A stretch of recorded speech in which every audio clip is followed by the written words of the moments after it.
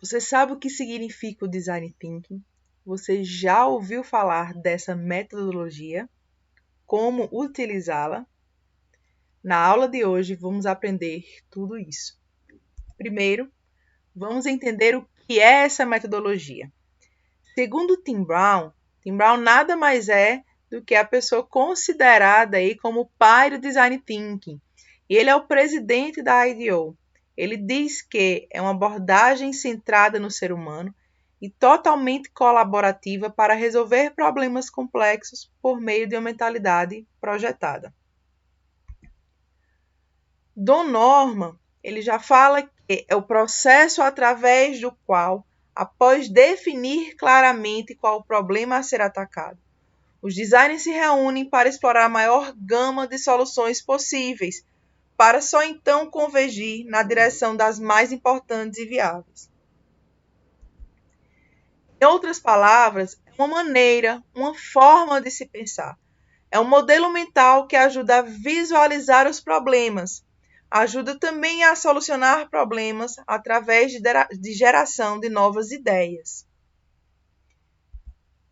Vamos entender quais são esses pilares do Design Thinking e, em seguida, quais são as etapas desse processo, como podemos aplicar o Design Thinking passo a passo. O Design Thinking ele tem 3 pilares, seria a empatia, a colaboração e a experimentação. A empatia, se colocar no lugar do outro, entender os comportamentos e as reais necessidades. A colaboração é você pensar em conjunto, como solucionar esse problema em conjunto, em grupo, gerar ideias através de grupos, tá?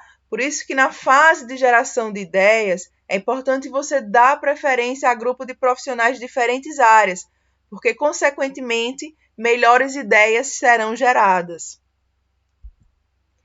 E a experimentação. Experimentar as soluções para verificar o que foi pensado, se realmente faz sentido aquilo que foi desenvolvido. Depois que vimos os 3 pilares, vamos entender quais são essas fases aí, como é que a gente pode utilizar dessa metodologia. O Design Thinking é dividido em 5 etapas. A primeira delas é a empatia, para depois a definição, em terceiro a idealização, para prototipar e, por fim, a etapa de teste. Na etapa da empatia, colocar as pessoas em primeiro lugar, fundamental. Entender quais são as verdadeiras necessidades dessas pessoas que estão envolvidas aí nesse problema. Segmentar a jornada do usuário e realizar pesquisas e entrevistas. Depois de realizar tudo isso, é quando vamos definir.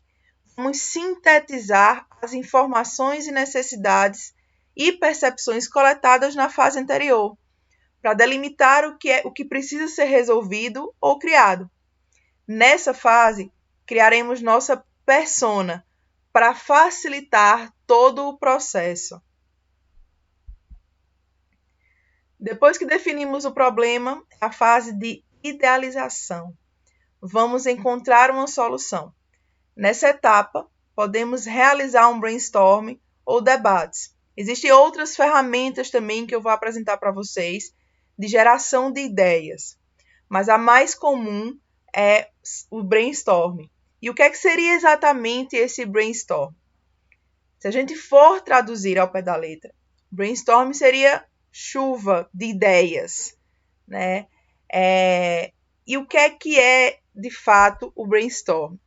Um método de ideação onde todos os envolvidos anotam diversas ideias sem considerar o que é certo ou errado e ignorando barreiras de negócio. O objetivo é gerar o máximo de ideias possíveis para, em seguida, refiná-las. É nessa fase que a gente junta o time, né? E de preferência time de pessoas de diferentes áreas, para poder gerar o máximo de ideias possíveis, aí, as melhores ideias surgirem, certo? A gente pode gerar também debates a partir desses brainstorming E outras ferramentas que podem ser utilizadas para a geração de ideias seria a associação de palavras. Através de uma palavra-chave, são feitas várias sessões de brainstorming. Então, eu posso falar palavras de modelos de negócios, como eu posso falar Uber, ou iFood, ou Netflix, e a partir dessas palavras gerar outras ideias possíveis, soluções possíveis, certo? Ou então eu posso falar também alimentação, shoppings, palavras realmente aleatórias que consiga fazer associações. Então, isso é uma outra forma também de como realizar brainstorming. E além da associação de palavras, também existe um mapa mental. A partir de um ponto central, você consegue explorar ramificações, né? Associações das ideias ou problemas. Então, eu consigo inserir numa página em branco, eu insiro um ponto central que realmente qual é o problema, qual é a ideia, e a partir daí gerando várias outras ramificações. Existem outros modelos também, certo? Mas eu deixei para vocês 3 exemplos do que é que pode se utilizar para gerar essas ideias. Depois disso, precisamos escolher qual é a melhor ideia, qual é que a gente acha a melhor solução possível para esse problema, para só assim prototipar. Escolhemos aí a ideia da fase anterior e vamos criar esse protótipo, para em seguida, depois de criar todo esse modelo, vamos realizar a fase de teste, seria a fase de experimentação, para poder validar com o usuário e colher os feedbacks. Essa fase de colher os feedbacks é extremamente importante, porque é a partir daí que você vai perceber se sua ideia, se a solução ela realmente faz sentido ou se é preciso modificar, ou se precisa refinar um pouco mais. E isso se chama o looping de aprendizado. Você cria, escuta, cria de novo, experimenta e assim vai sempre nesse looping, tá? Ficou claro para você o que significa o Design Thinking e como utilizar essa metodologia?